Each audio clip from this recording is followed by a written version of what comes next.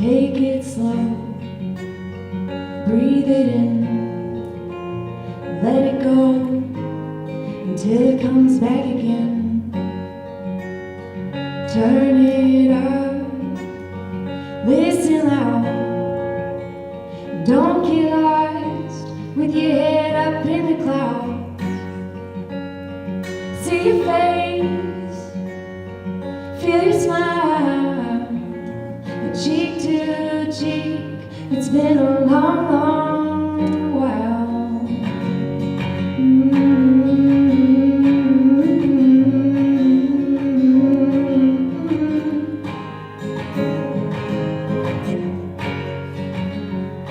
Orange moon, charcoal sky, I can't hold on to the time that's flying by. Secret war in the wild. Remember when you were just a child? Speak the truth to the core. Chrysalis forevermore.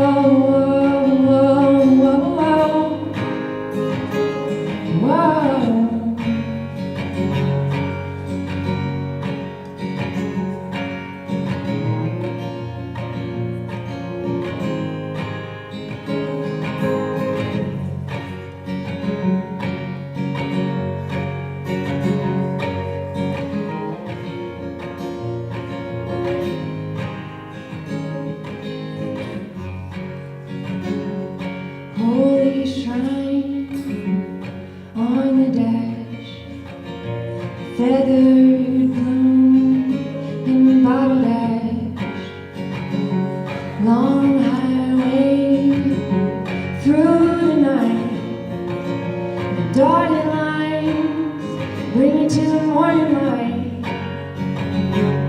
Carry on, sing a song, heart at rest, but he is never gone. He is never gone.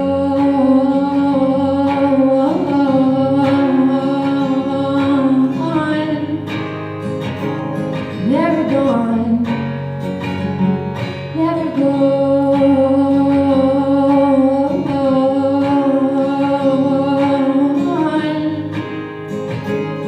Never gone.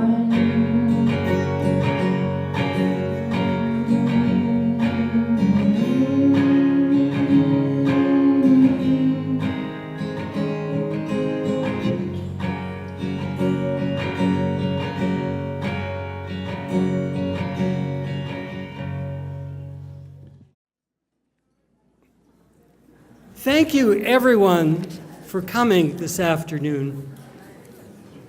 It's really strange. I keep seeing Bill Flanagan everywhere because his hat is everywhere.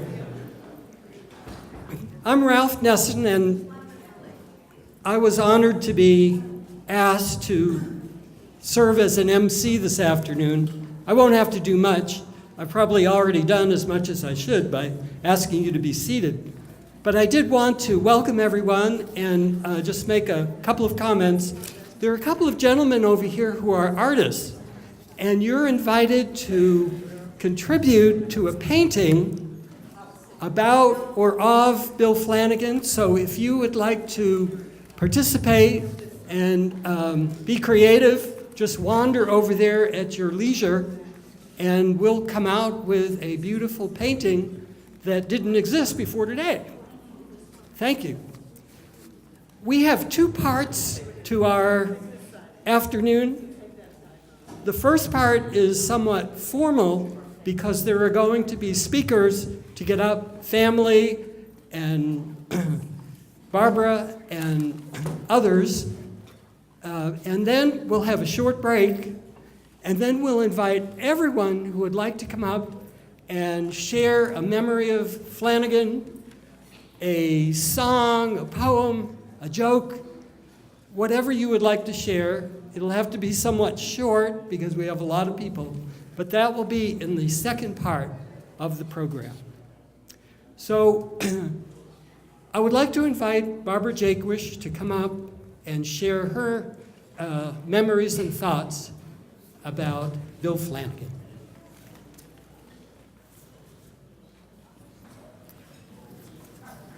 Hello. First I want to say thank you to you all. Bill would have loved this. Also, I think I'll just grab this. And also, there are so many people here tonight who have pulled this all together. People come up and ask me this or that about what's going to go on today. I don't know, because other people are taking care of it all. And this has been a tremendous couple of weeks of help and support. Now, Bill did not like to talk about death at all. It wasn't something he wanted to talk about, something he wanted to contemplate, other than beautiful women sobbing. So, feel free. So, but, you know, we had a 50-year contract, and we had a clause in it that should aliens come down and offer a trip around the universe, see it all. First question would be, can we just stop by home and get my spouse? If they said no, it's now. You go. That was it. You know, the contract was voided, all cool. So we know where Bill is on his trip. And I think that's a happy thought. Now, there are, I did want to read a little something that came from an old friend from Pennsylvania, Ron Mitra, and it is a little fiction story piece. This is just a little excerpt from what he wrote, and he and Bill are speaking now in it about something in the past. And I think it's maybe clear, but I will say that Bill had pulled this dreadful looking plastic grandfather clock off the curb, and he just painted it all these blues. And Ron was from Mumbai, and it was like something from India. It was fabulous. So it's at Ron's house now. So that is something of what he's talking about here. In Pittsburgh town we met. That's where you learn to salt your beer. Once upon a time we were Californians too, and we shared food and so many stories, always with soul, with passion. No mumbo jumbo, the point is to change the world so the hungry don't have to look for food in garbage cans. We've got to turn trash into something people can treasure. News of that day had angered me. That's what art is all about, says Bill. For the many, not the few blood-sucking bastards. I found this grandfather clock in the trash and I went about changing it. Why would anyone throw out such a thing? My artist friend is soothing. Now, why don't they call it a grandmother clock? I'm still upset. I don't know, but like I said, I'm trying to change it. Almost done, Bill assures me. Then, before their journey to Fayetteville, he brings that clock over. You keep it, he says. Can't take that big thing so far from where I found it. The clock has been with us ever since. I keep it working, always 5 minutes ahead of the going time. I look at it carefully this morning and say to him, you changed it all right with precious colors that the earth exhaled. I tried, he answers. Blue is your main hue, I say. Is that what they call appetite or something like that? I think it's more like Afghanite or Amazonite. You know, third world blues. Bill knows how history is made. We laugh. Now the red. That's like coral or carnelian, it seems to me. That's right, close enough to what you call Indian red. We laugh again. The black edges, surely that's onyx, and the hands, something citrine or a variety of topaz. I'm on a roll, I think. You're getting good at this, my friend. Bill walks over to me and we hug. And you, my friend, You've always been a bit ahead of that going time. That's what the blue clock tells me every day. So I hope we've got a set program here for a little bit, and I hope you're all just got stories in the back of your head and ready to tell. Thank you.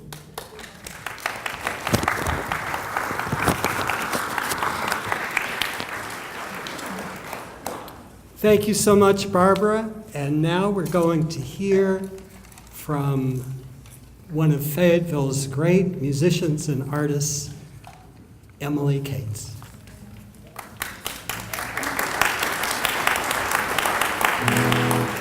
Testing. Can you guys hear me? Flanagan was such a charismatic guy.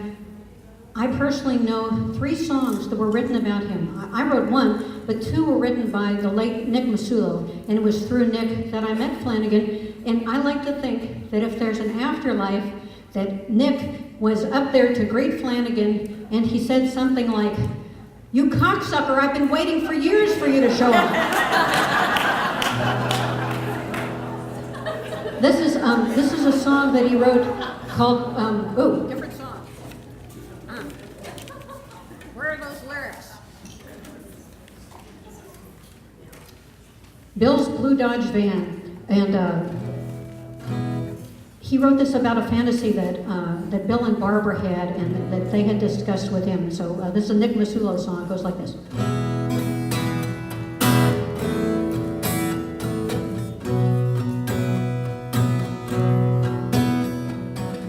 Bill was at the wheel of his 1974 Blue Dodge van. In front of St. Joe's Church, he looked up at the cross and the Son of Man. He said, "If I could go back to the days of Christ, what a difference you would see." And as he spoke, that Dodge van rose up into the clouds, high above the trees. His fingers gripped the wheel as if for life so dear. But truth be said, the course was set, there was no need to steer. After a while, the clouds began to thin, and the Dodge began to slow and descend down upon the earth as it was 2,000 years ago. "Damn, that's cavalry," Bill said, as 3 crosses came into view. There was the hardened crook and the repentant one, and that troublemaking Jew. Bill roared up right to the cross. The guards dropped their spears on the sod. Jesus Christ looked down on the van and said, "I really am the Son of God." Bill stood up on the roof of the van, and he gently took the Savior down and laid him in the arms of his disciples to carry back to town. Bill looked out at the people. They said, "We've you to thank." And he climbed back in it, got in the van. He still had half a tank. He flew again through time and space and thought of home so sweet. And as the clouds parted, his wheels touched down back upon his street. And he looked up again at St. Joe's Church, but where the crucifix did stand,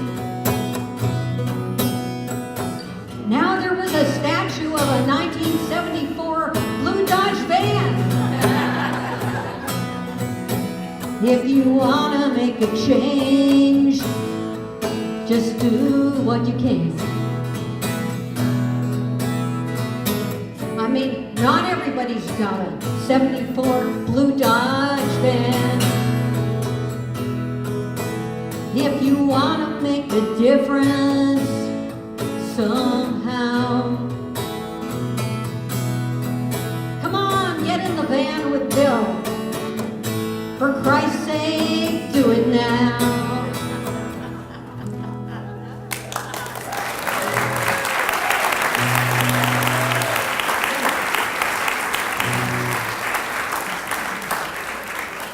About 2 years ago, I had a dream that I had written a song. I got up in the middle of the night, I wrote down the title, I went back to sleep. In the morning, I had very little memory of the whole thing, but I knew I had written down a song title. I got up and looked to see what I had written. It said, I Thank the Soul of a Mule. Now that doesn't make any sense, you know?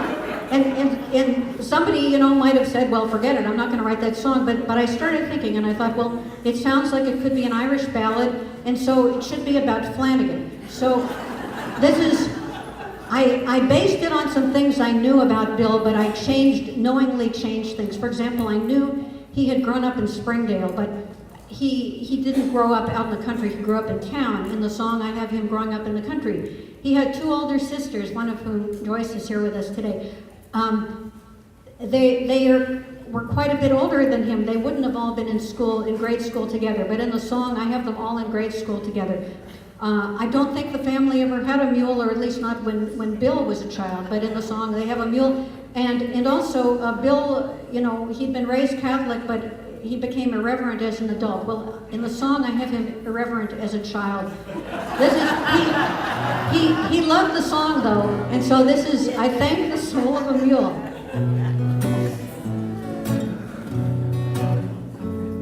I don't believe in God, and I was never one to pray.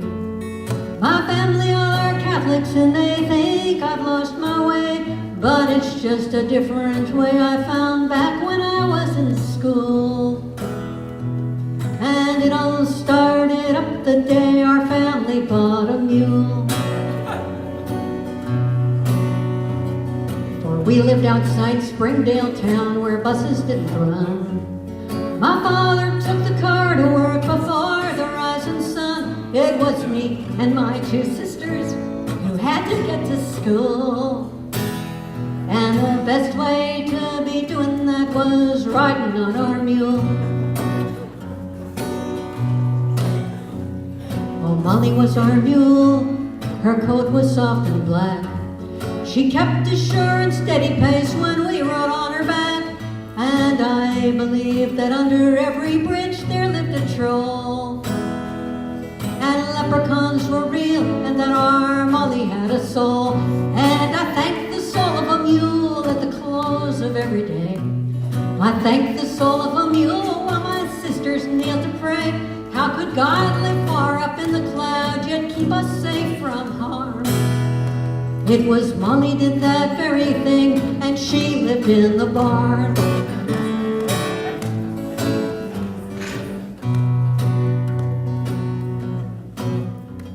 Tom Casey was a bully boy who'd steal our desserts. He pulled my sister's pigtails and tried to lift their skirts. I struggled to defend him, but the lad was twice my size. He pushed me to the pavement and poked me in the eyes. One afternoon at recess, he called my sister's names. I thought that we'd tied Molly fast, but yonder here she came. She strode up to that bully boy and bit him on the ear. We had no more trouble from Tom the whole rest of that year. And in the spring of '54, there fell a foot of snow. When ice came down on top of it, they blocked off all the roads. But Molly was sure-footed, that mule who knew no fear. She got us to the liquor store for Father's glass of beer. And I thank the soul of a mule at the close of every day. I thank the soul of a mule while my sisters kneel to pray. How could God live far up in the clouds, yet keep us safe from harm? It was Molly did that very thing, and she lived in the barn. Now I thank the soul of a mule when supper's being served. I thank the soul of a mule who was more than we deserved. And when I'm at the pub and I raise Guinness in the glass, thank the soul of a mule who truly saved our ass. Thank you.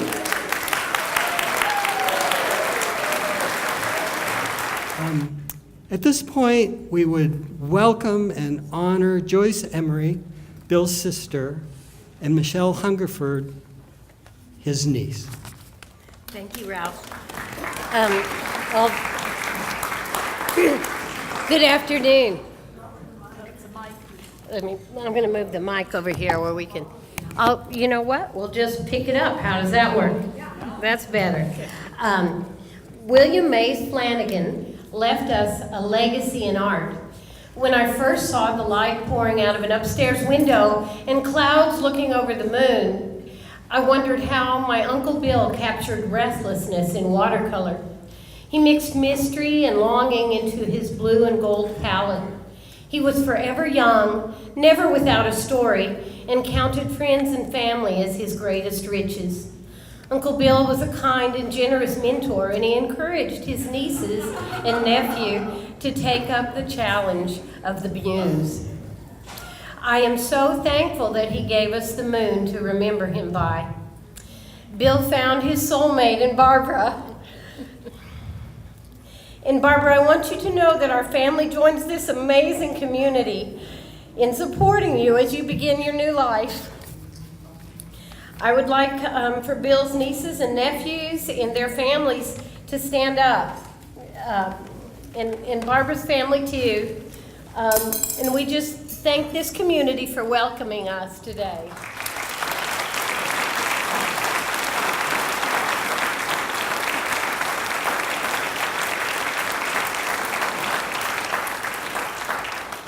And this is Joyce Emery, Bill's sister, and her words have always been a comfort to me.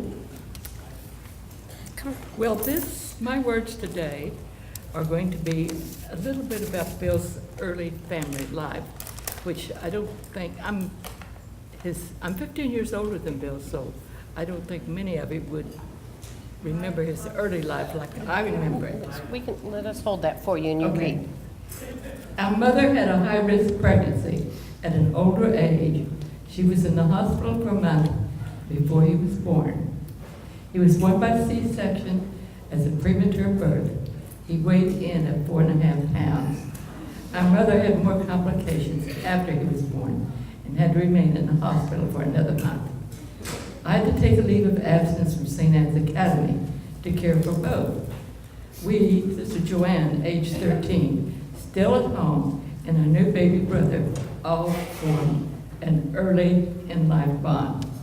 I have a vivid memory of sterilizing baby bottles, making formula, changing diapers, and walking the floor at night with a colicky baby while our mother recovered her health.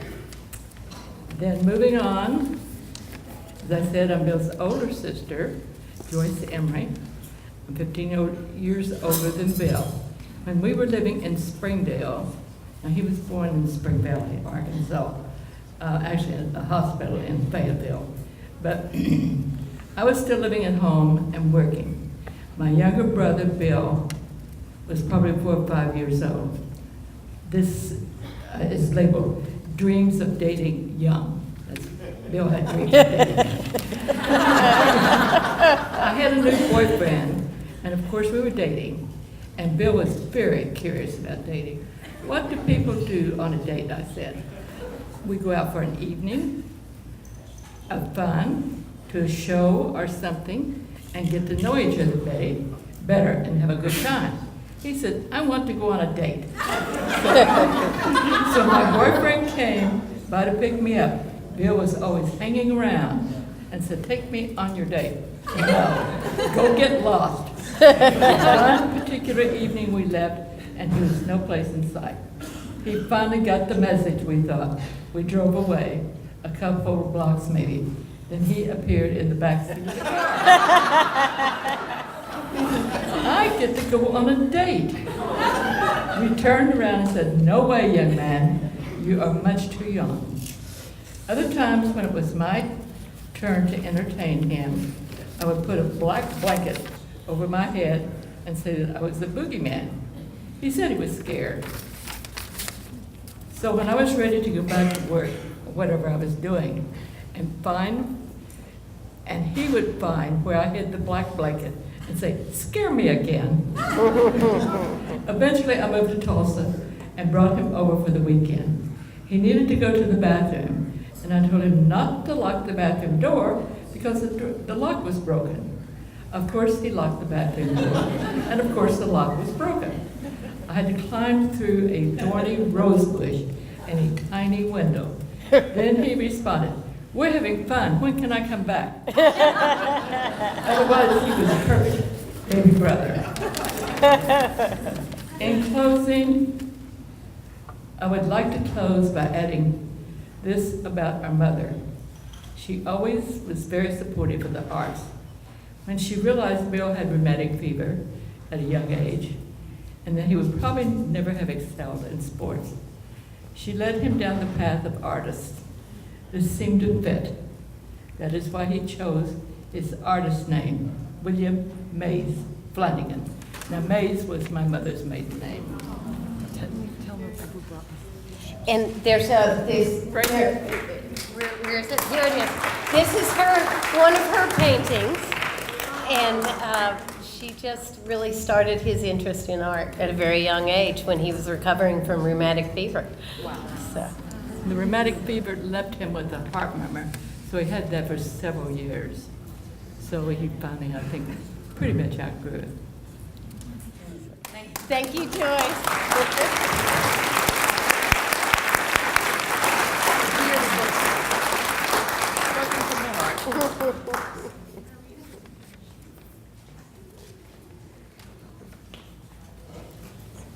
As they say in Hawaii, mahalo. That was beautiful. And now another of our wonderful singer-songwriters, Dana Louise.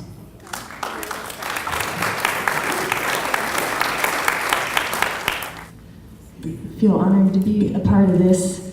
It's incredibly hard to do, but I'm gonna start singing.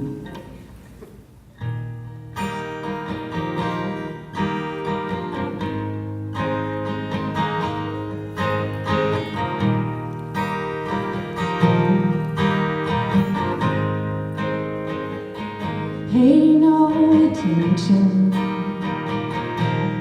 while I'm getting spaced out.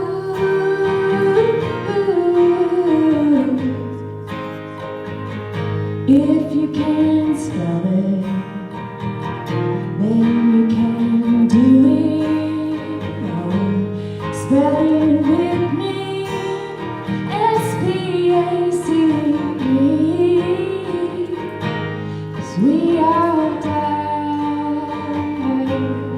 We all die. But not I don't live here. I live in the cosmos. The cosmos. The cosmos. Whoa, whoa, whoa. We stay up late in retrograde, watching owners gracefully get laid across the couch. Couple friends falling out, and we don't touch much like spiritual makeup. We all die. We all die. But not I don't live here. I live in the cosmos. The cosmos. The cosmos. Whoa, whoa, whoa, whoa.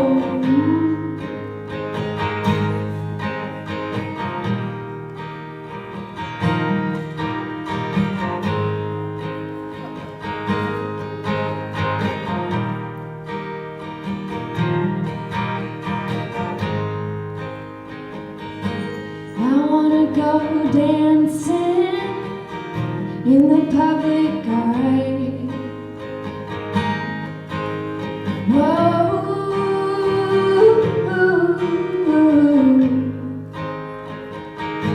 'cause we all die, we all die,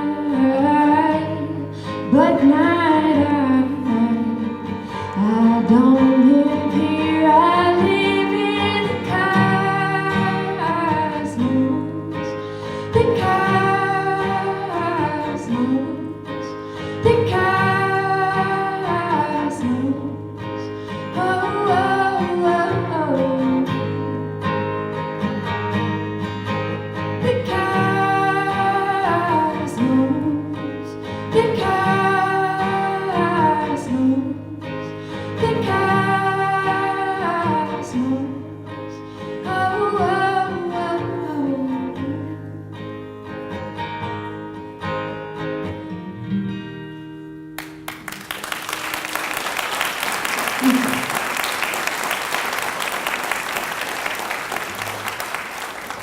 I met Bill along with a lot of other crazy artists right when I moved back from college to Fayetteville, and I wanted to be an artist and just try that out, and the Fayetteville Underground was just starting up right then, and I was able to just be surrounded by some amazing humans, and we'll just always treasure those times, drinking beer way too early in the morning. Didn't even do that in college, but somehow got turned on to Mickey's by 10 in the morning. This is a song called Chrysalis, and thank you so much for having me.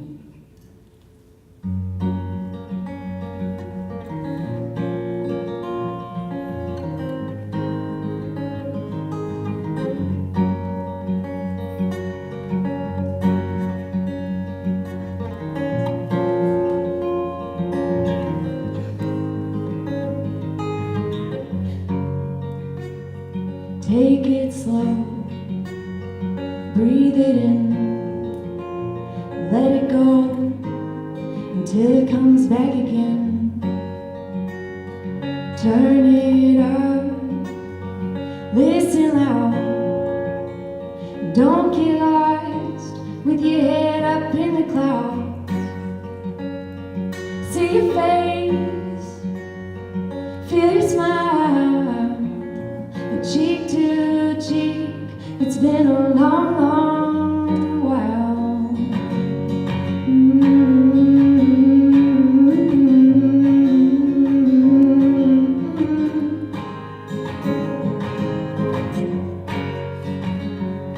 Orange moon, charcoal sky, I can't hold on to the time that's flying by. Secret war in the wild. Remember when you were just a child?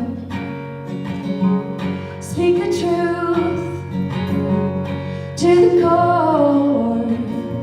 Chrysalis forevermore. Oh,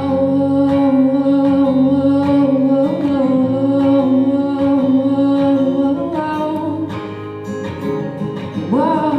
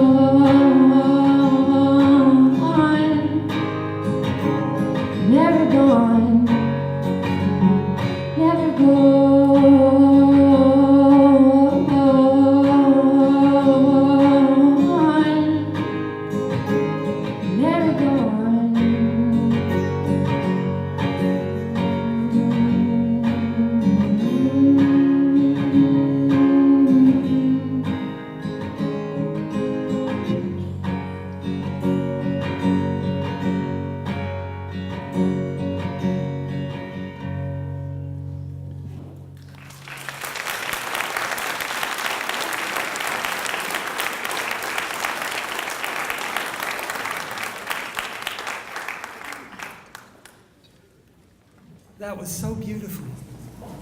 I think I cried halfway through and maybe laughed the other half. Thank you so much, Dan. That's truly beautiful. And now, another of Fayetteville's exquisite artists, Mozhikov.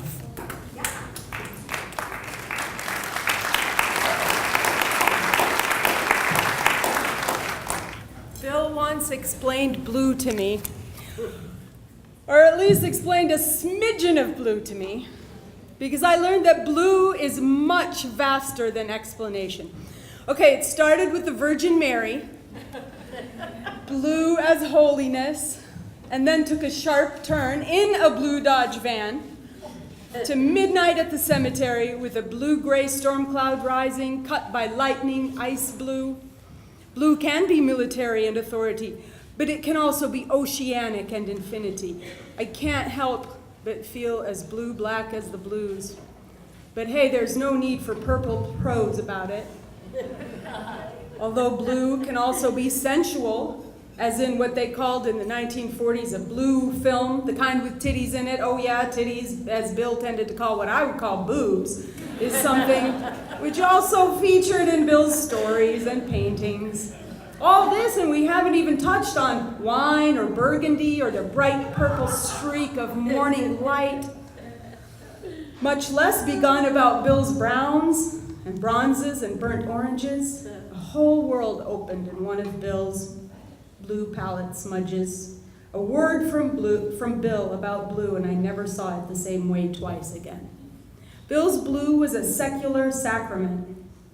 In Catholicism, the sacramental is the tip of an iceberg of meaning that channels the divine into a specific sign. But with Bill, it is the secular, the stories and characters of people that lie beneath the blue and come out of the blue.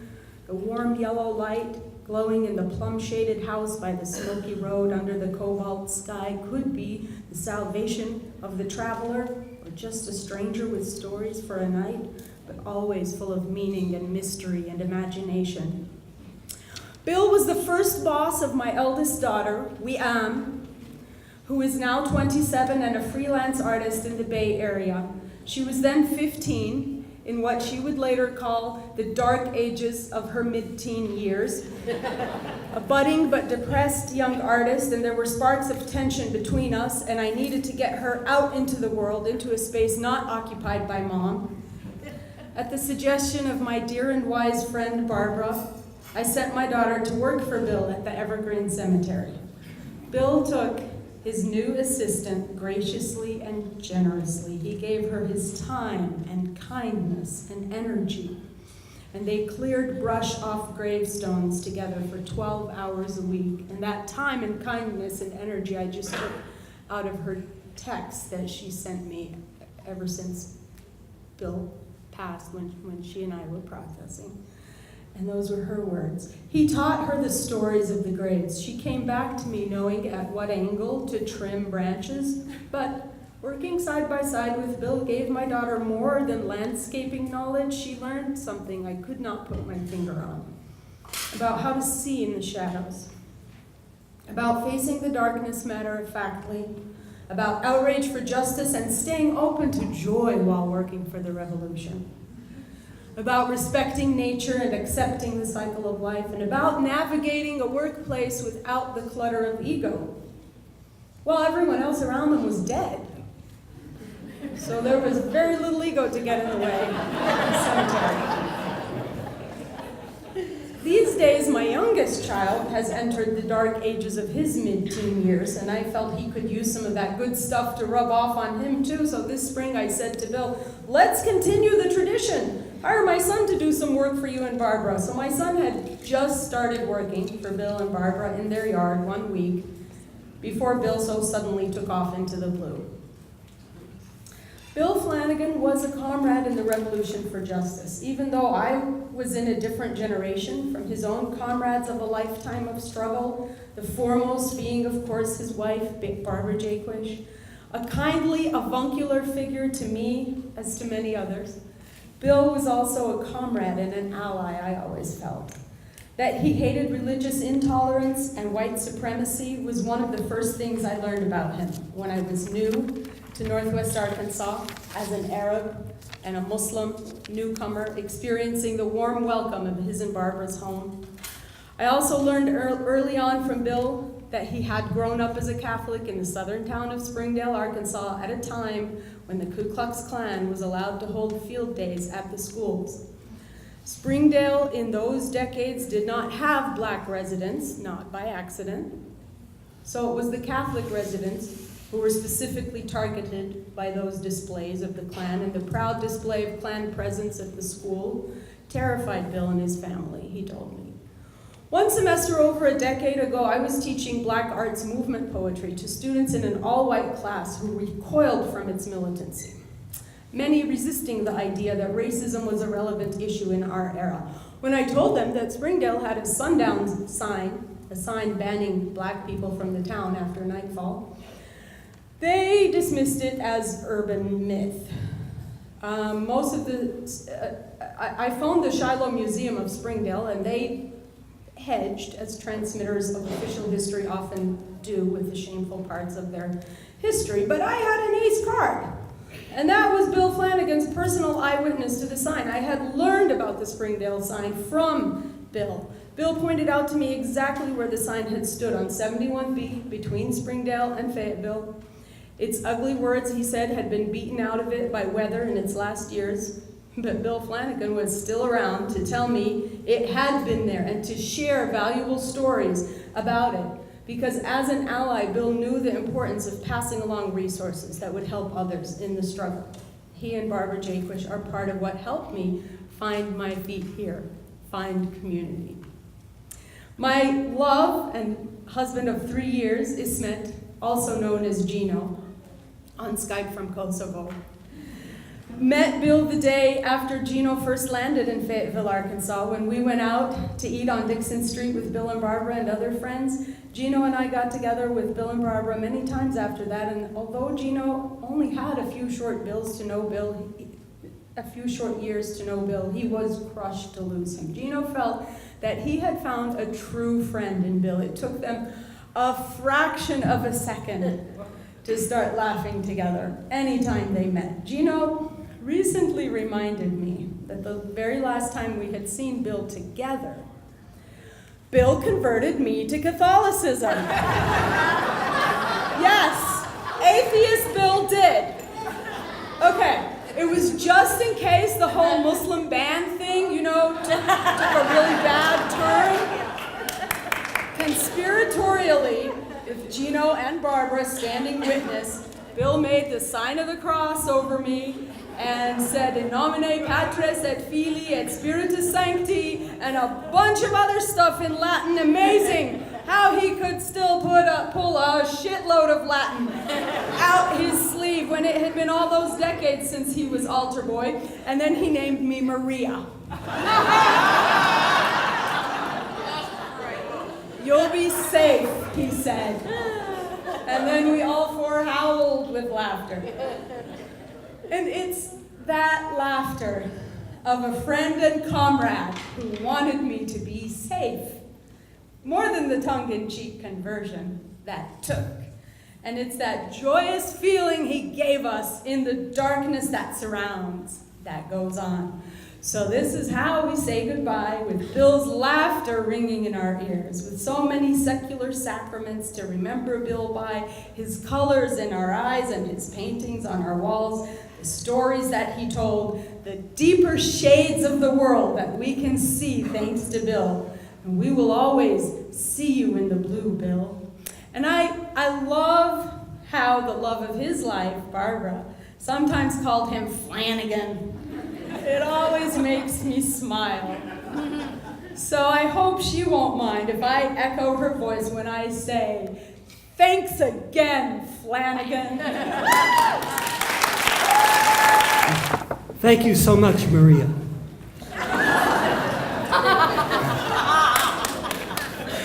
For those of you who have not ever been in St. Paul's Church, you must know that this is our community church and mosque and synagogue all put together, because this church does so much for our community, regardless of race or religion.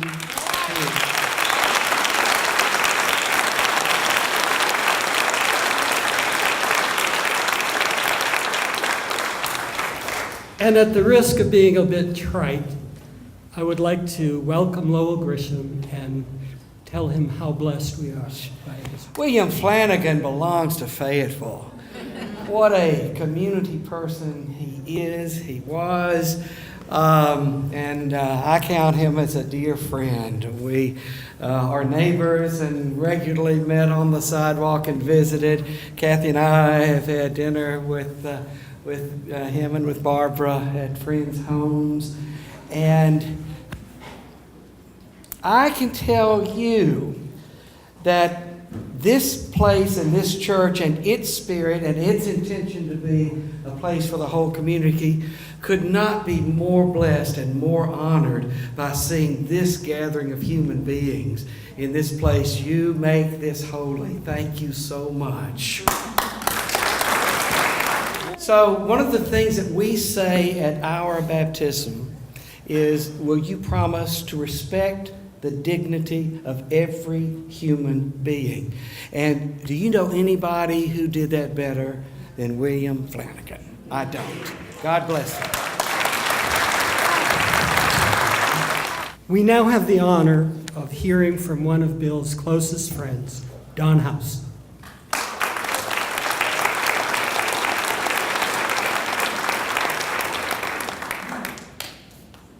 I brought my wine with me because I'm hoping you'll indulge me this afternoon and join me in 3 toasts to Bill.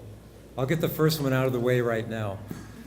Ladies and gentlemen, to William Mayes Flanagan, a good man, one of the best men I've ever had the pleasure of knowing.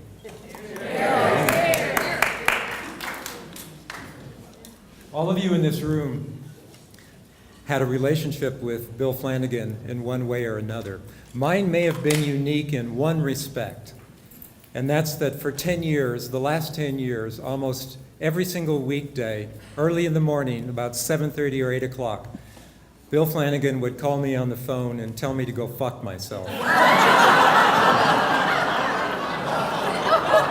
It's true. He meant it, of course, in the friendliest of ways.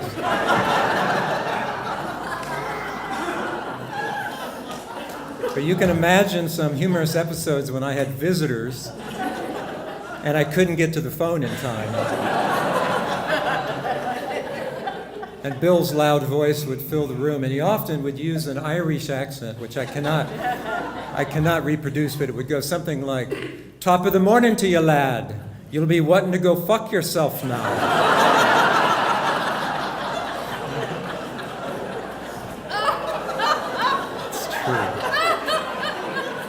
And my friends would say, "Did that man just tell you to go fuck yourself?" And I would say, "Yes, that's my friend Bill." I would say, "He's your friend?" "Oh yes, oh yes." You know, Barbara asked me to speak to Bill the artist, and there are others in this room who can give you the technical aspects about Bill's work, the papers and paints and colors. I can tell you nothing about that. When it comes to art, I'm a one-trick pony, photography only. But what Bill taught me was the difference between a photographer and a painter, or at least Bill the painter. And it didn't go down very well at first, I can tell you. And it came to a head during a photo shoot with Cindy Arcega. And Bill and I were collaborating on a project that involved painting and photographing women of a certain age, usually in their homes, in intimate settings. The woman was typically nude. Cindy, I'm very sorry, because now everyone in this room is picturing you naked. But it was an important point to make. So I had taken the photograph that I wanted to take, and I had that euphoria that every serious photographer, maybe every artist knows, when the vision and the execution come together, and you know that you've locked onto film a beautiful image that's going to reappear again later in the darkroom. I was done, but Bill insisted that I keep photographing for him. And so he asked Cindy, for example, to walk down the steps and raise your hand over your head and turn your head like this or like that. And I was getting more and more irritated. I didn't want to take those photographs. They were stupid. I mean, the composition was horrible, the lighting was horrible, and I felt like I was betraying Cindy, really. That I had a responsibility not to even record this stuff. But I did my duty, and I agonized it all night, and I went into town and confronted Bill the next morning, and I told him, I'm not comfortable with this, I'm not going to do this anymore unless I have absolute total control over the photography. Well, he sat me down, sit down, lad, and he poured me a very healthy glass of red wine, and then he gave me the lecture that I deserved about the difference between how I work and how he worked. And photography is based in reality, no matter how much photographers try to argue this point. The cabin was there, Cindy was there, that window was there, the light was there. Bill didn't care at all about those photographs. He didn't care about them as photographs at all. He was probably going to use them for kindling later. That had nothing. He just needed a general reference. He needed to see how the muscles in Cindy's arm would play when she raised her hand above her head, or see how the curve of her breast if she's posing her body a certain way. That's all he needed, because in his painting, while my photograph was locked into Winslow, in Bill's painting, it's very likely that Cindy is going to appear in a cemetery at midnight under a full moon with a couple of crows on a tombstone nearby admiring her. Bill created his vision and his paintings out of whole cloth, so to speak. He had no restrictions. When photography was invented, most artists refused to accept it as an art form. Most of you know this. But then, of course, Ansel Adams and Tina Modotti and others proved how wrong they were. But when I was working with Bill Flanagan, we shared a studio for a while. I got to watch him work. I honestly felt like the tools that he brought to bear were so much more complex than mine, so much more creative. The reason that artists, when photography was invented, said it wasn't really an art form was because they said all you're doing is pointing a machine at something. There's no artistic involvement. And I'll have to admit, in front of some wonderful photographers here, that when I was with Bill, it really did feel often that that's all I was doing. Compared to Bill Flanagan, all I was doing was pointing a machine. Bill and I, well, actually, that brings me to my second toast, if you'll join me. To William Mayes Flanagan, ladies and gentlemen, a true artist.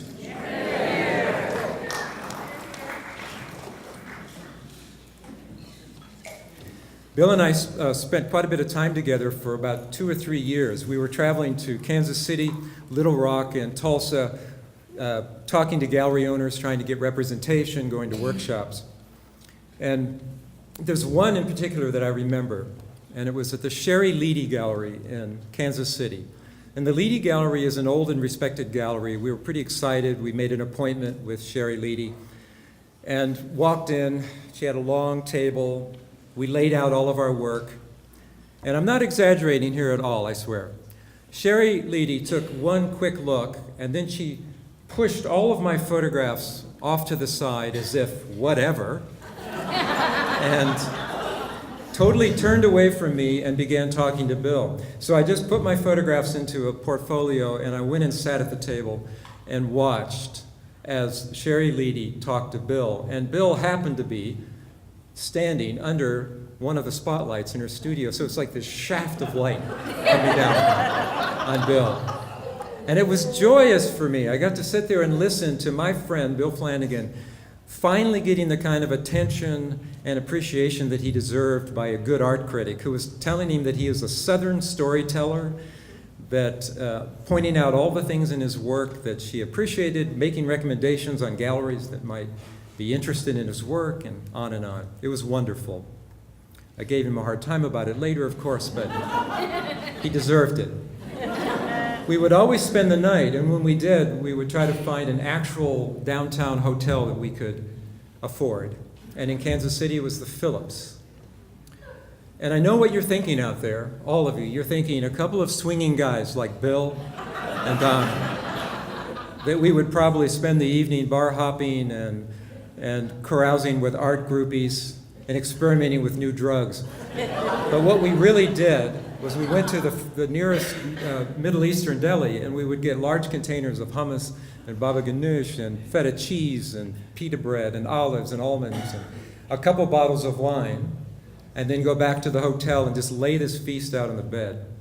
And for hours before we fell asleep, we would just talk and eat and drink and talk.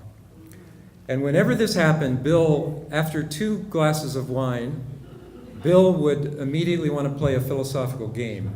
And it was a game he always came back to when we were in a hotel room. Because I will admit to you, confess to you right now that unlike what you're thinking, Bill and I did not talk about art and its place in society or strategize about marketing and fundraising. We talked about women. That was it.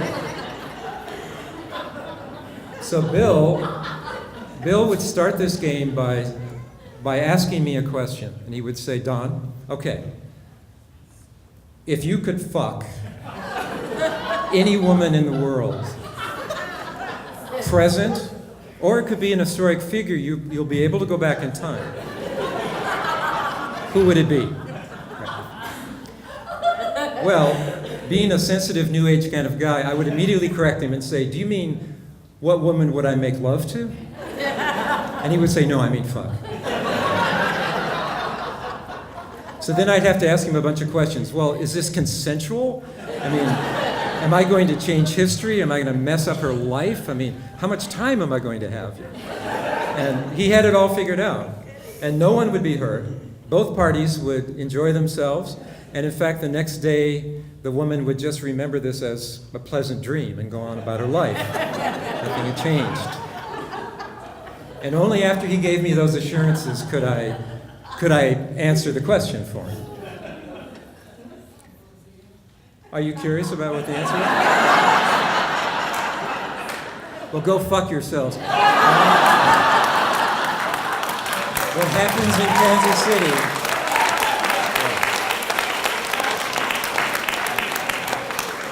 What happens in Kansas City stays in Kansas City.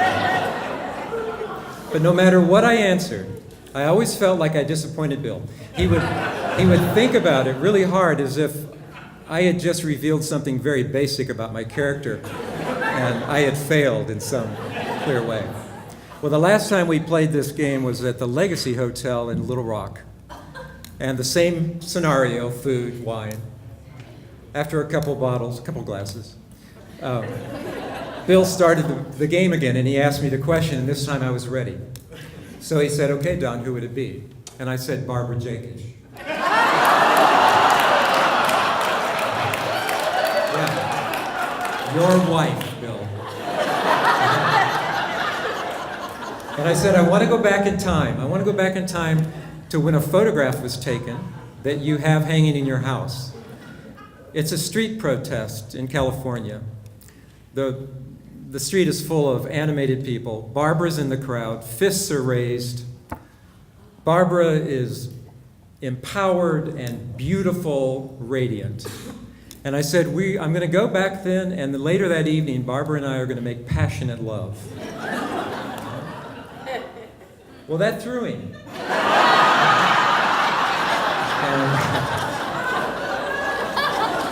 I really thought I've got him this time. But he recovered quickly, and he said, that won't work. Well, why not, Bill? Are you changing the rules? You said any woman, any time. Now you're saying that some women are off limits? And he said, oh no, it's nothing like that. He said, it's just that by then, Barbara would already have had sex with me, so this could only be a very disappointing experience.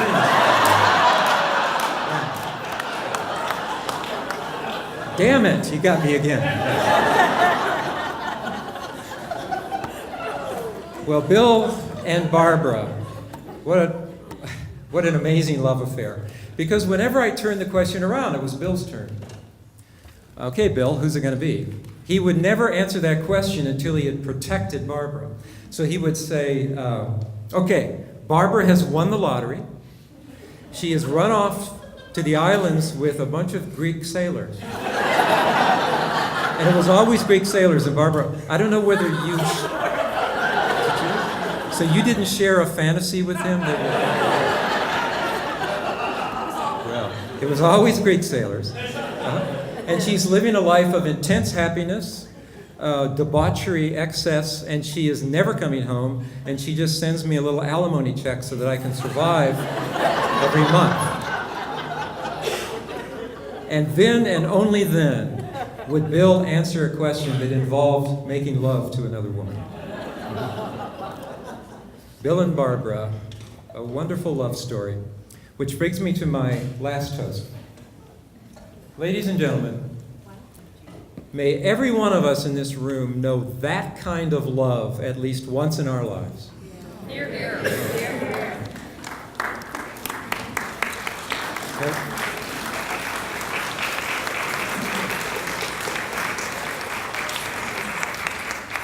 I would like to close with a favor. Do this for Bill, because Bill is not here, and for me. When I count to 3, I would like all of you, as loud as you can, to tell me to go fuck myself. Would you do it? 1, 2, 3. Thank you. Thank you. When Don does his one-man comedy show on Dixon Street, we're all going to be there, right? That's right. And now I'd like to call to the podium another of Fayetteville's most wonderful poets, Ginny Missoula. I want to have everybody give Susan Idlet a big hand, who arranged for all these berets to celebrate Bill.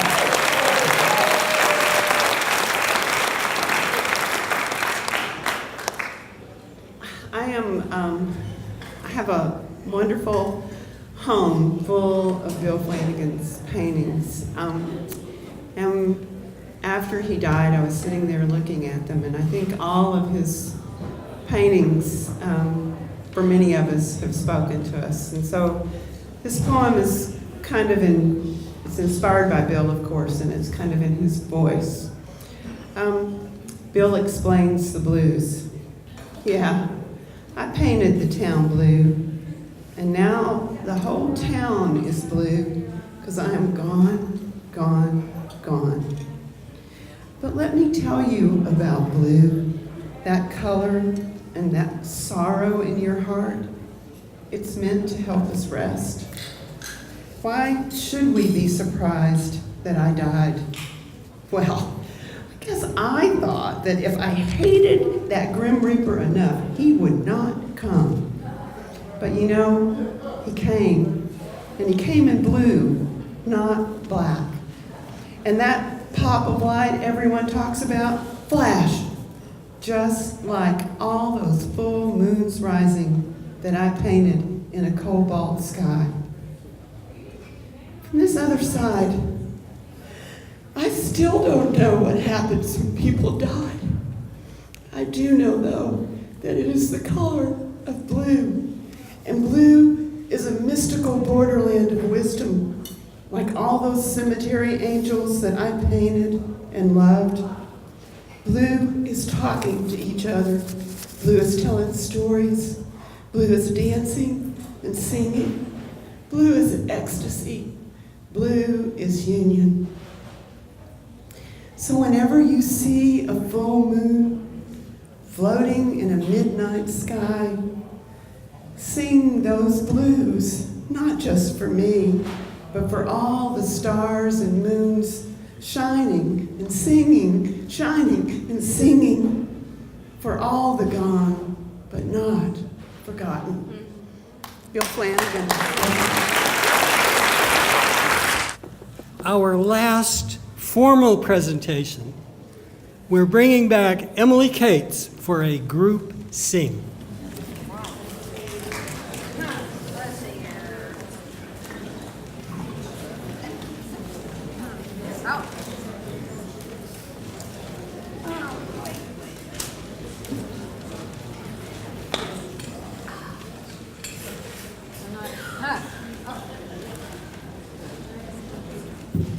I'm not as tall as Dana Louise was.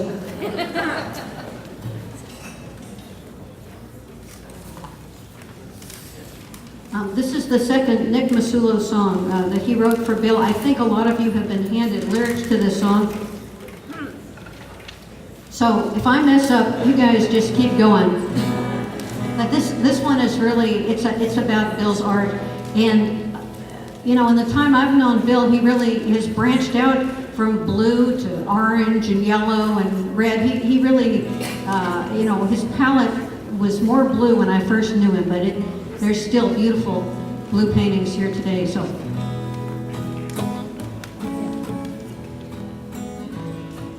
Bill paints the town blue, it never looked finer than through his eyes. I've seen it, you've seen it too, it always looks better when Bill paints it blue. In the morning he works and he sweats and he keeps up the grounds. But at night by the light in the attic he paints the whole town. The moons and the barns of the Ozarks come into view, and it always looks better when Bill paints it in blue. Can we do the chorus again, maybe?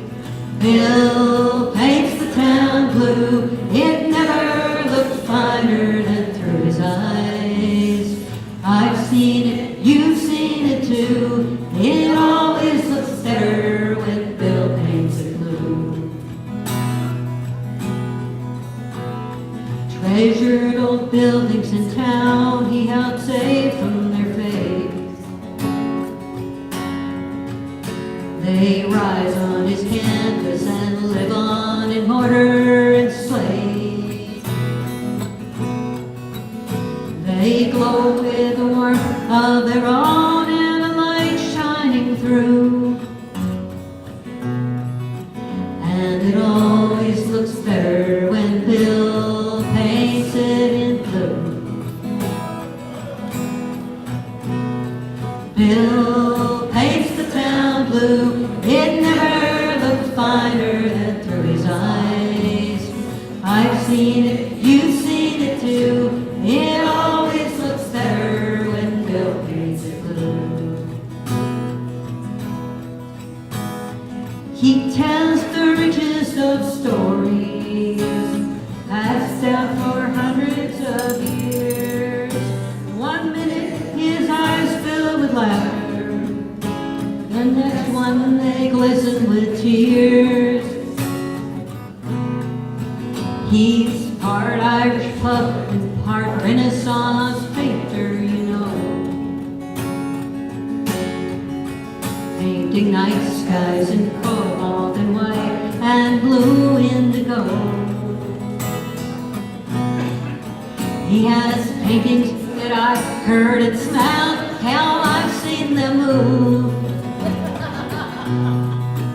And it always looks better when Bill paints it in blue. Last time. Bill paints the town blue, it never looked finer than through his eyes. I've seen it, you've seen it too, it always looks better when Bill paints it blue. It always looks better when Bill paints it blue.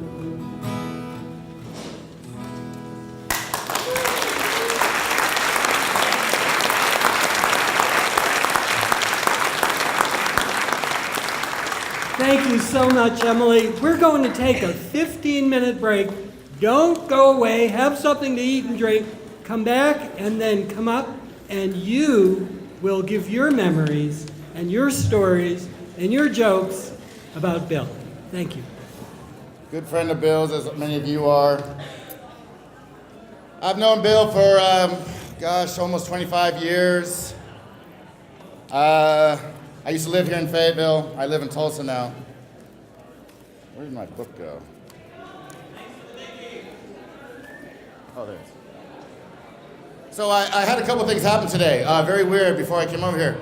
I was in my office and I found an old chapbook of poems that I wrote from like 1994 that Flanagan painted the cover for. It's the last one I have. I'm very excited to have it. I'm gonna give it to Barbara.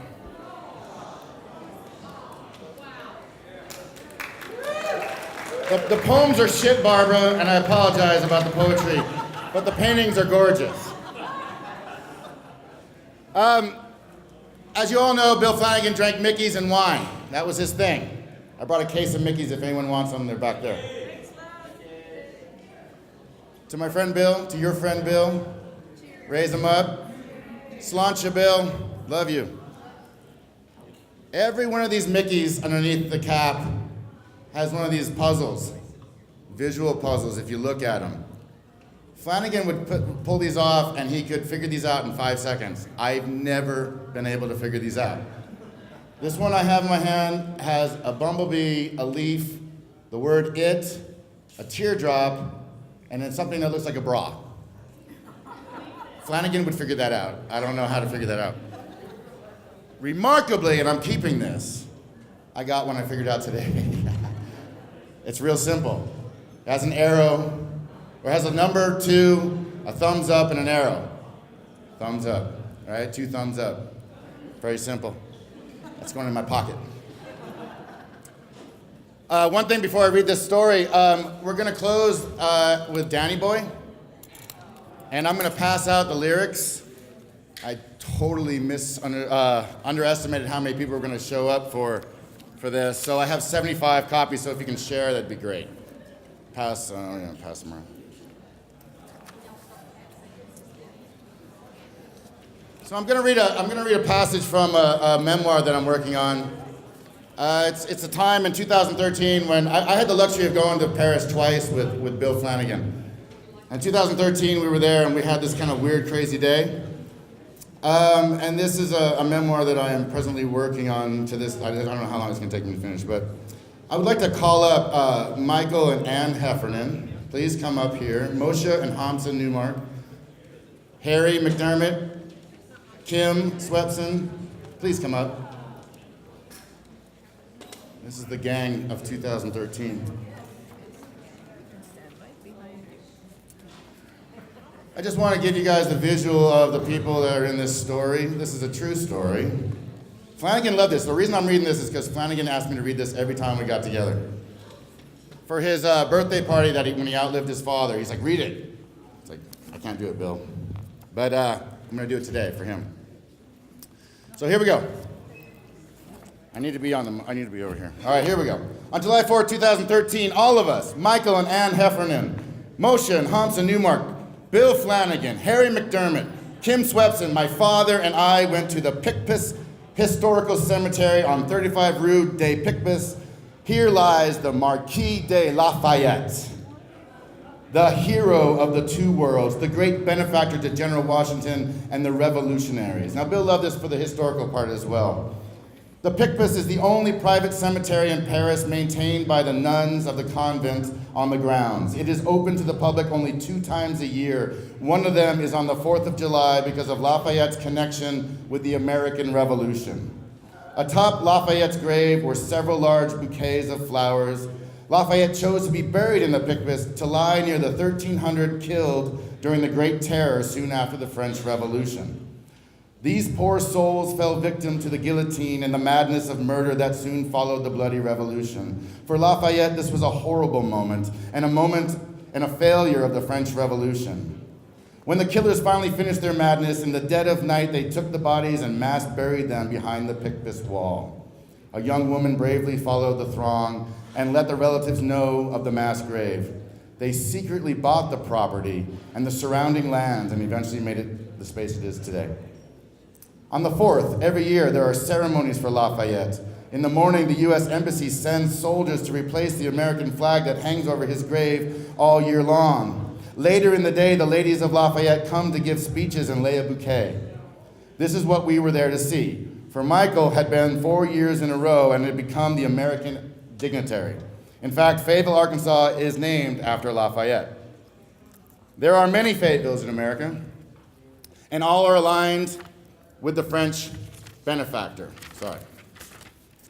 What I didn't expect is that the 7th direct descendant of Lafayette, a great-granddaughter, would give the speech and lay the bouquet on his grave. Michael was offered to hold one side as the American counterpart. It was quite the ceremony. Also, the great-granddaughter kissed each of us on our cheeks to welcome us. This impressed my father immensely. I leaned over to Bill Flanagan and whispered, "Well, this beats hot dogs and fireworks." We were all impressed and felt like we were part of something special, some historical significance and a remembrance to a great man and to history itself. Then a surprising event unfolded. We were invited to go to a fancy banquet at La Sénat, the French Parliament in the Luxembourg Gardens, which is meant for foreign dignitaries to visit, not us tourists. But it was a jacket and tie event, and many of us were not prepared.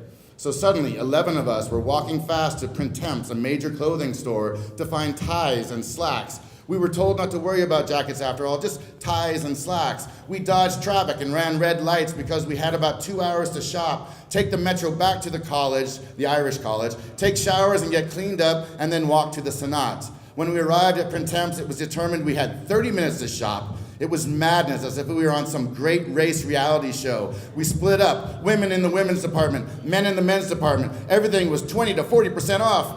However, everything was exceedingly expensive, as it is in Paris. I couldn't find anything I wanted that could fit my budget. I passed others shopping like mad who mumbled frustrations. At one point, I passed Michael, who was cursing under his breath about not finding anything and how expensive it was. I leaned in and said, "And you only have 15 minutes. I walked away and heard him say, "Fuck." I smiled, yet I couldn't find a thing. But then Flanagan was there, hurrying me on. Flanagan had taken on the authority of time, walking around and reminding everyone we had 10 minutes, because Flanagan didn't have to shop. We had 5 minutes, and then we had no minutes. He was on everyone's ass. But he found me a tie, and I said screw it and bought it. Then we made our way toward the escalator, Flanagan pressing me every time I tried to stop at a pair of slacks, and then he was gone. So I made my way to the meeting place. I was the last to show, or so I thought. Flanagan had not shown up, which was weird because he was ahead of me. All of us were there except Flanagan, and when we waited and waited because time was of the essence, I looked through the glass doors searching for him. We contemplated leaving him behind. We now had less than an hour to make the dinner. Finally, we see his white cap cutting through the crowd way down the street. What the heck? How did he get down there? He shows up breathless saying, "I went out the wrong door." Oh, did we give Flanagan shit on that one. Mr. Hurried, Mr. Time Management, Mr. Whip in Hand ordering us to hurry had been the last to show and slowed us down by 30 minutes. He will now be known as Wrong Door Flanagan. Wrong Door Flanagan is at it again with his wrong way shenanigans. He'll drink your wine, invent a line, how the ladies so adored him. Old Wrong Door Flanagan. Then it was a mad dash to the train, winding around roundabouts, cars and mopeds whipping past, our tired legs pushing our tired bodies forward. Onto the metro we went, from La Nation to La Italia, and then raced through the tunnels to catch the last train to Place Monge. On the streets, I looked inside shops, hoping to find a pair of slacks. What? Place Monge. Place Monge. I thought you said slow down. Even up the Rue Mouffetard, just before the Irish College, I looked for slacks. No luck. Harry came through with a pair of baggy summer slacks, almost beach slacks. Get me a cocktail. I could have used 10 by then. I got dressed, took my new tie up to my father's room and asked him to help me. If you've never seen two grown men wrestling with a tie sweating in a stuffy bathroom before, you missed the performance of a lifetime. The two of us, both obsessive in getting things right, couldn't stop fussing over the tie. We took it off and on 10 times, each time getting closer and then farther away from what we were after. Finally, when sweat was literally dripping down my nose, I said, enough, it is what it is. If they don't let me in La Senat, I won't go. We rushed down the old thick wooden steps of the Irish College and found our party waiting for us in the courtyard. Flanagan raising his eyes at me like, we're running late. And me giving Flanagan the eye that said, keep it to yourself, old wrong door. Finally, after that madness, my armpits sweating and dripping down my sides, we headed to the Luxembourg Gardens, rushing to make our 7:30 date with Lafayette's 7th generation granddaughter, and for all of us to hobnob with Parisian aristocrats, historical figures, people in power in La Senat. We walked it hard.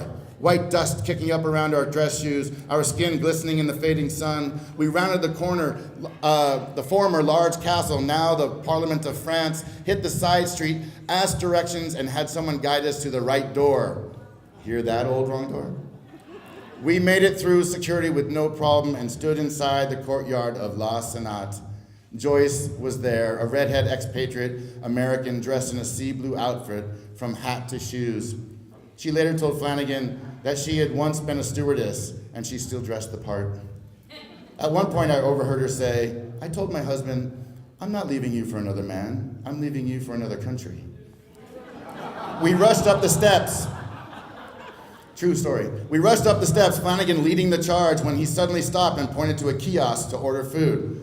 There was steak with frites, salmon pate with vegetables, and a light fish pate with potatoes. We stood there for 15 minutes arguing over what we should order. Well, after 6 of us had put our orders in, Joyce walked up and clarified that this was, in fact, not for us, but the menu for those who actually worked at La Senat. So conceivably, we had just ordered 6 entrees for 6 hungry French employees that might show up wondering who the hell ordered them the wrong meal.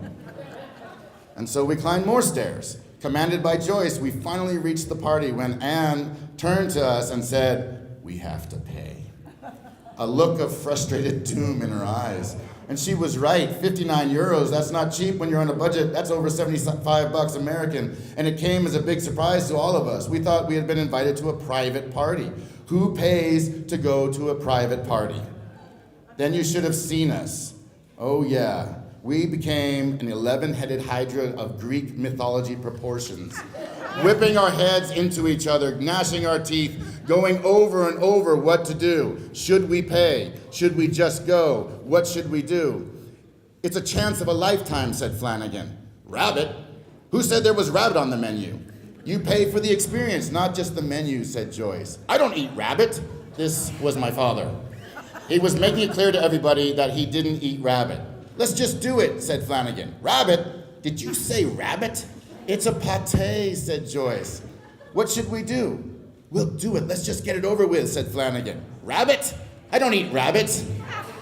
We somehow got through this exchange. I could feel everyone's tension rising, hearing it out loud actually, like a hyena was about to explode from their throats, as though we had become the angry, loud Americans.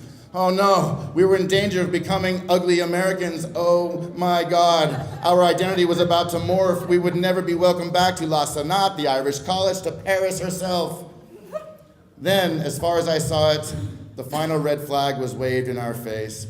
We had reached the point where we had all acquiesced to the fact that yes, we were going on with this. Every one of us, at one point or another, had changed their tune in the course of the chaos. But why not go? We had hunted ties and shirts. We had traversed traffic and trains. We had fought getting stuffed into clothes that were too small for us. We had fucking sweated. So we got in line to pay, all 11 of us.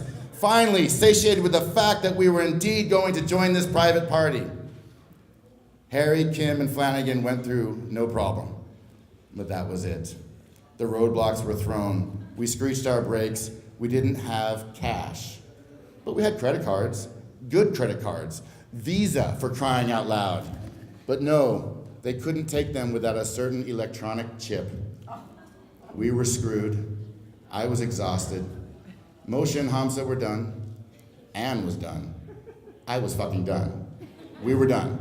However, Michael and my father somehow couldn't let it go. They went back and forth trying to find a solution. Flanagan stood looking at us from the other side of the cash register.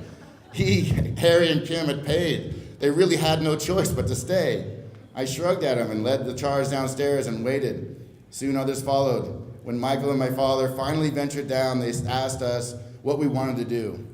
Exasperated, Moshe said, "There are no green lights, only red lights, all red lights." The 6 of us left Harry, Kim, and Flanagan behind, and we walked to the top of the Rue Mouffetard above La Contrescarpe and had a wonderful meal at a wonderful restaurant. The next day, Flanagan informed us that our group had actually not been invited after all. Only Michael and Ann had been invited. So there we were at the breakfast, contemplating new ties and shirts that didn't fit, the madness of racing across Paris, the splintering of our group, and the time we all enjoyed venturing on a mad, wild path. It's not the destination, someone once said, but it's the journey. Yes. Aye, even if things go awry, that be true, laddie, that be true.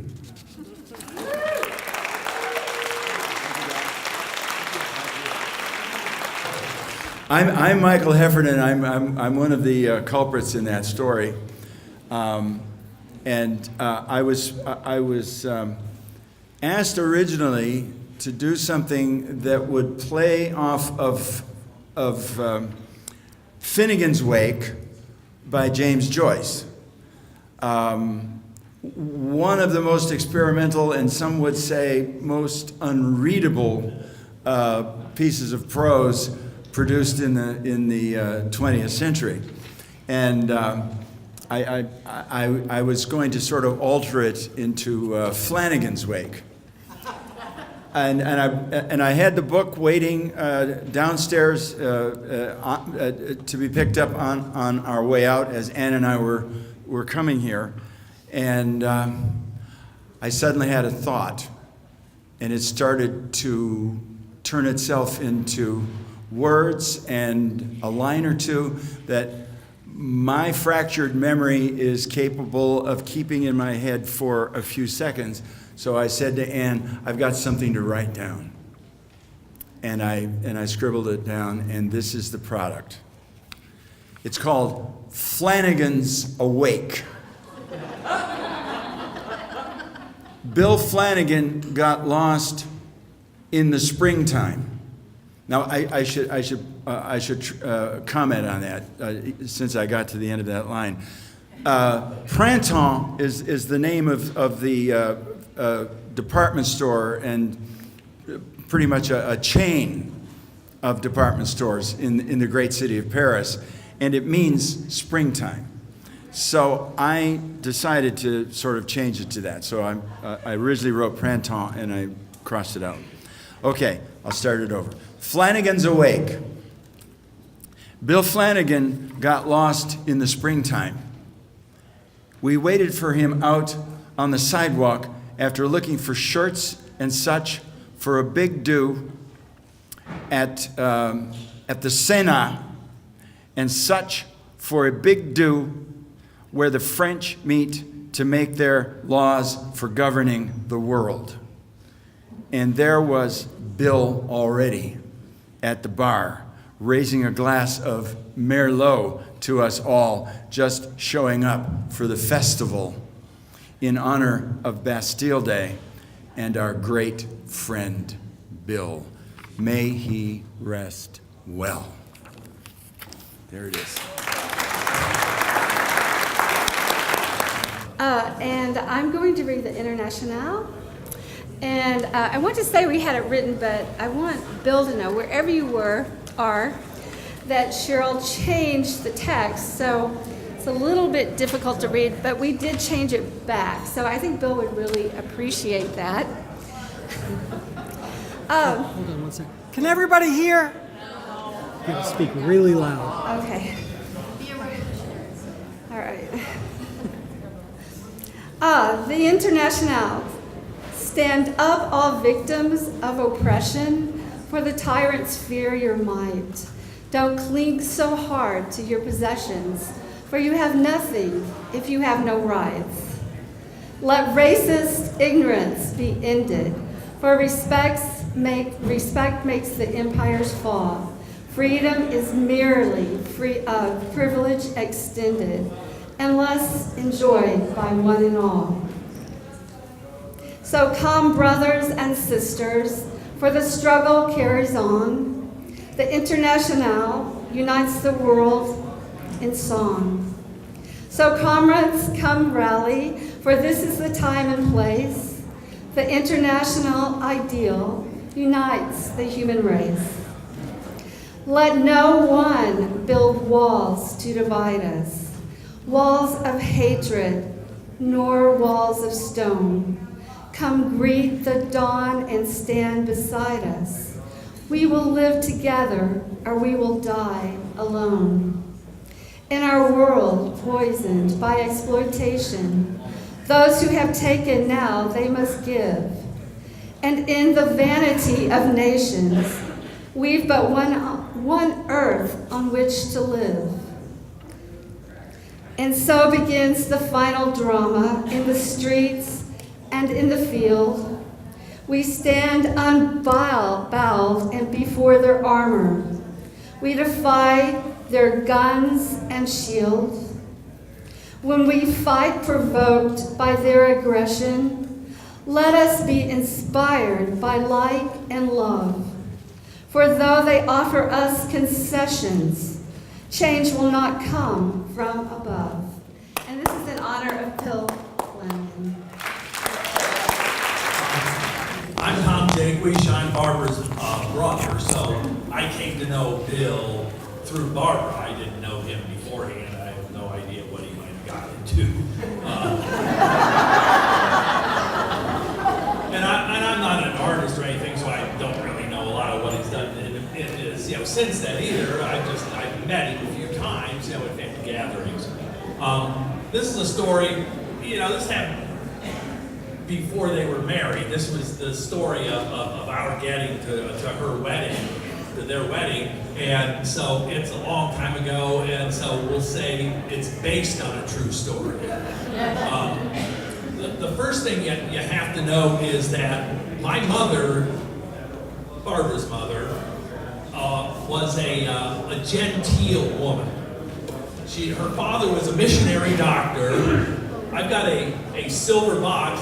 I've got about 3 pieces of inheritance. One of them is a silver box that the people of Tabriz, Iran, gave her father because he cured their archbishop back in the 1920s, probably, or 30s or something. It was a long time ago.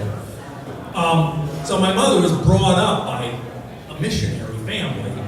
She went to a school, probably a high school, called the Wyoming Seminary. And she went to Wellesley when Wellesley was cranking out refined young ladies compared to what it's cranking out today. And she was not given to swearing or any crudeness, except, around her kids, she might burp once in a while because her kids were uncouth and they appreciated that. I think a lot of you who are mothers understand that. So, Barbara and Bill were going to get married in Oakland, California, and a date was set. And she has 8 brothers and sisters, and some of them had bought plane tickets, and some, I think I had bought, my mother had never flown in her whole life, and she didn't want to start. And we're in Pennsylvania, and I said, well, we'll have to take a train. I'll get a couple weeks off of work and we'll take a train out. She said, okay, and I think I bought train tickets, I forget. And then, a few weeks before the wedding, the word came out, oh, by the way, it's not going to be on this day, it's going to be on the next week, or a couple weeks later, because Bill has a protest he has to go to on that day. Now, Bill, at this point, was just a guy named Flanagan. We had no idea who he was. But there were some hard feelings over that, and I think among the family, we came to blame it on Bill because he had this protest he had to go to.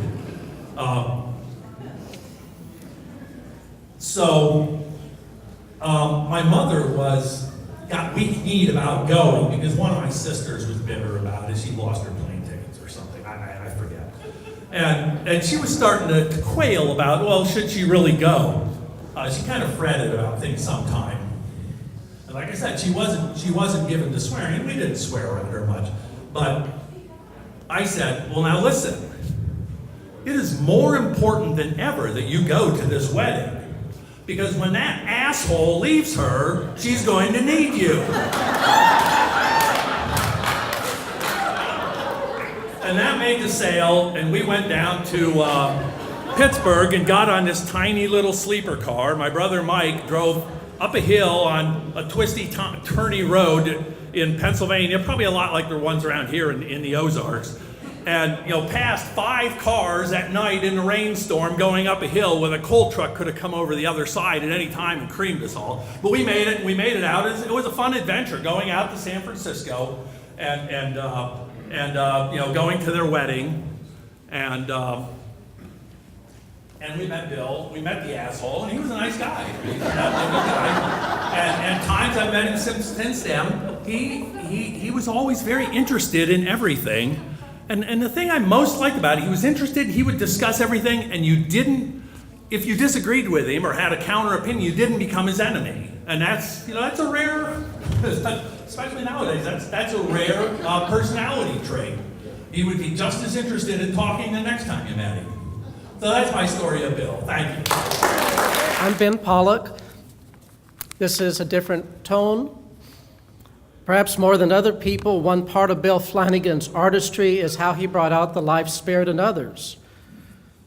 In 1988, I created Bill Flanagan. In 1999, I met Bill.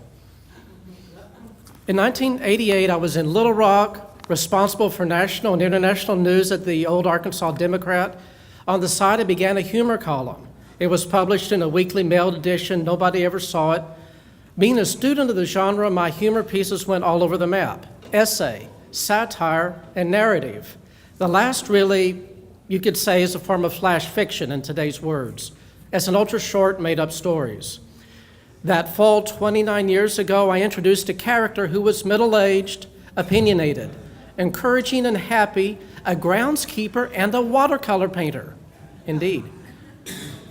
Now, a few weeks ago, days after Bill passed, I ran into Emily Cates in the parking lot at Ozark Natural Foods.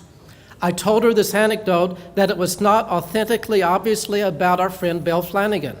Also, it has a clairvoyant ESP quality about it, and we're rationalists.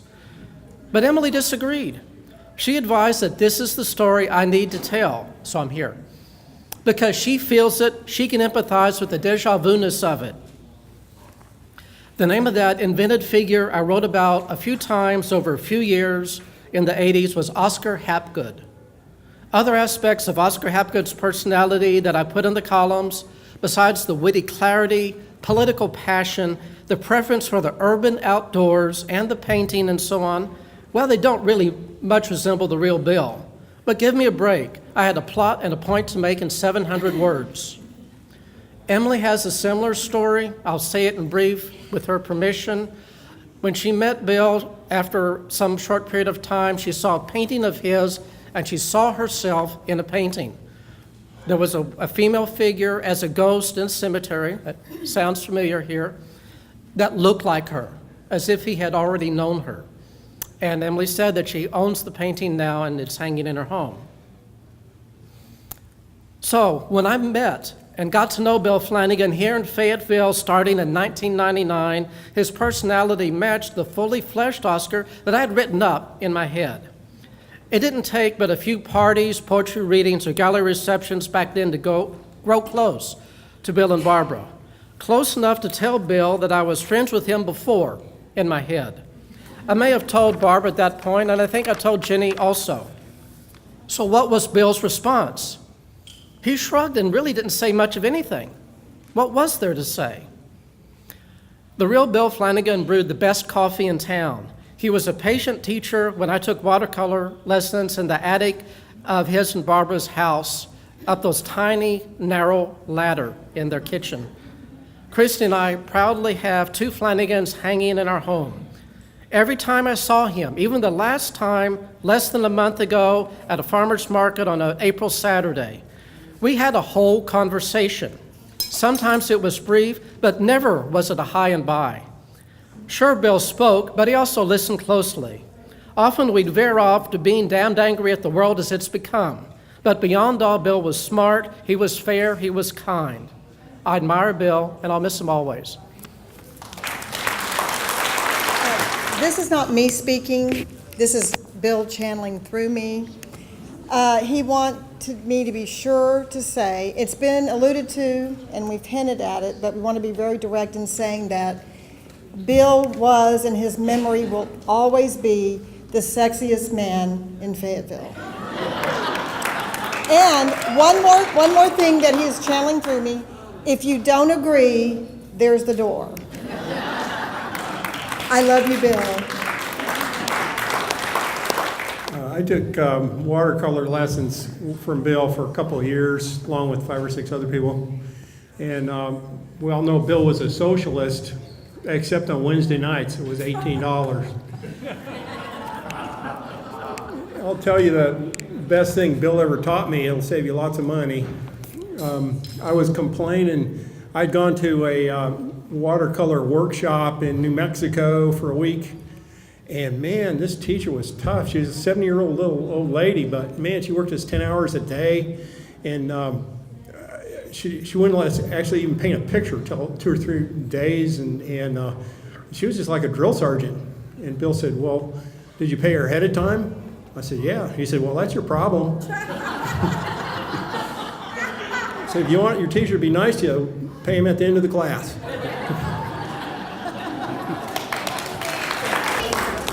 So I'm following my mother's tradition. She always loves to put us on the spot, so we're all on the spot now.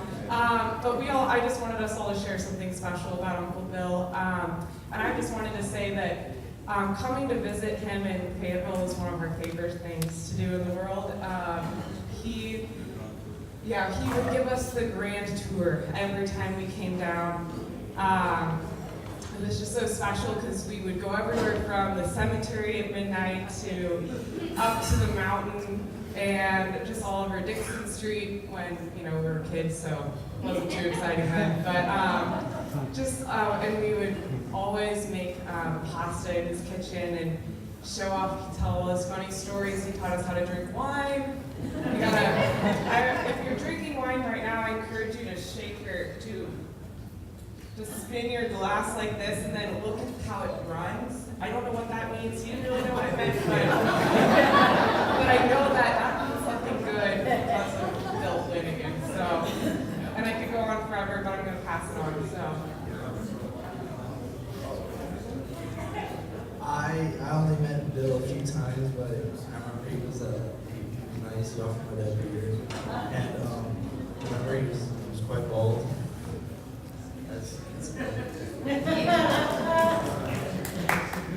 So it was really phenomenal to realize like how close Bill was to so many people. Like, I don't know, I felt really close to him. I started to miss him, but that felt kind of selfish for me personally to miss him.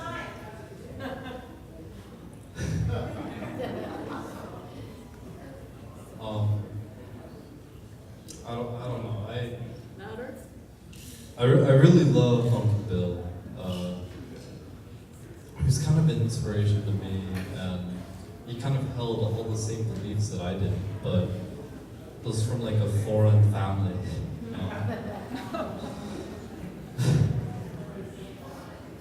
It was like no one else in my family really held those same beliefs, but he did. And I don't know. He was great, and I really feel like in his death I shouldn't really be sad. I should be more glad than anything else. His death is really what gave life meaning.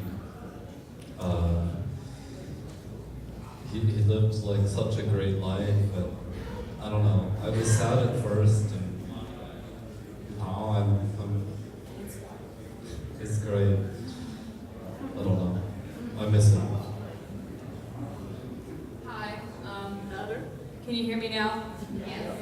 I came here in the fall. I think the last time we saw Uncle Bill, and I was going through my college choices process, and he just made me feel so welcome in Fayetteville. I was considering U of A, and I almost chose it in the fall, partly just because my great uncle Bill would be there to take care of me with an open door policy, because if I ever needed him, the worst he would ever be would just be sleeping. So I was just so happy to have him there.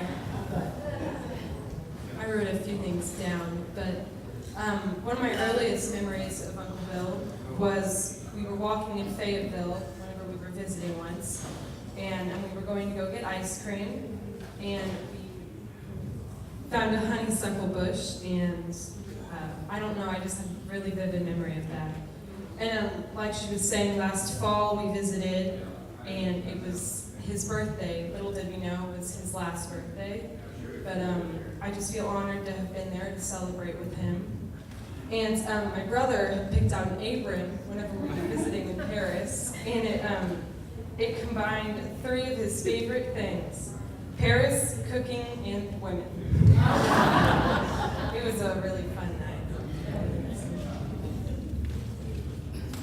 Greetings. So, I have a few fond memories of Bill, and it was quite the tradition to visit him after you graduate high school and go see the black sheep of your family. Truly heard the crowd, and none the least, it was phenomenal seeing him introduce sardines into my life and different aspects of culture that I was not used to at one point in time, and just bring you on to this newfound glory of, all that could imagine more what could be real. And so when I talk about my Uncle Bill, or I don't know what to call him, it's my grandmother's brother, but he was phenomenally. I'm not a musician, so you beautiful musicians out there, please forgive me. Lisa has asked me, where is the after party? We can have it at the hotel, she says. Who wants to party? Let me just say something before I do this. Before we get all sad, Danny boy. For like 20 years, I used to come to Fayetteville, because I live in Tulsa now. I used to live here, but I moved to Tulsa, and for 20 years I would come about once a month, and Flanagan and I would do what we called walkabouts. And we'd walk about Fayetteville, we would drink beer, take a long walk, talk. Dawn, we would do the women routine. And we'd go get French fries and have a beer and then go walk and do that. And one time we were walking down Dixon, he said, Sloan, when I die, you're gonna carry my casket down Dixon Street to the Evergreen Cemetery. So he wants you to party, because that's what he said. And he said, Sloan, we're gonna throw the biggest party. Well, you're gonna do it, because I'm not gonna be here. So, in light of that, a true Irish wake is to carry on and party. There's a lot more stories. I've been back there listening to stories, hearing the stories up here. It's Flanagan's Day. So if you want to tell more stories, Lisa, should we go to the hotel?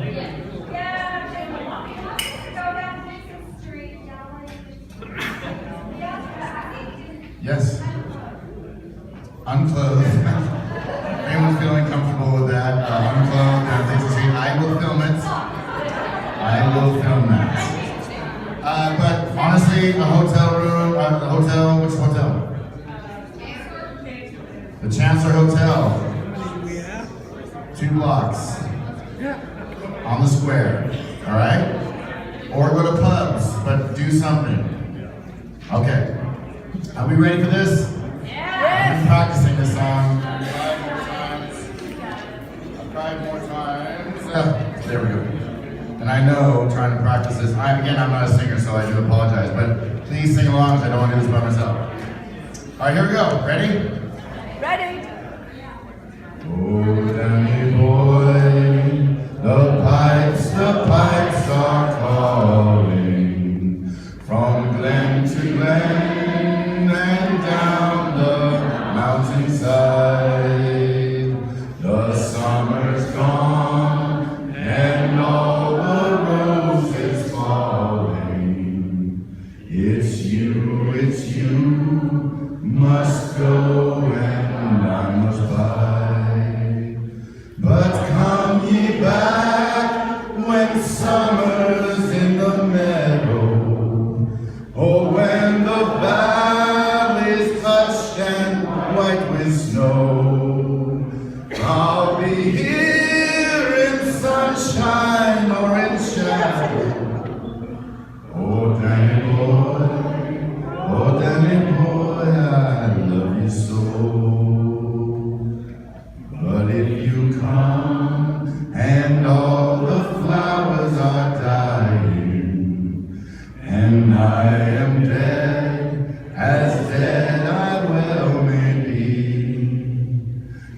come and find the place where I am lying, and kneel and say an Ave Verum, and I will know the soft G tread above me, and then my grave will richer, sweeter be, and you'll bend down and tell me that you love me, and I will rest in peace until you come to me.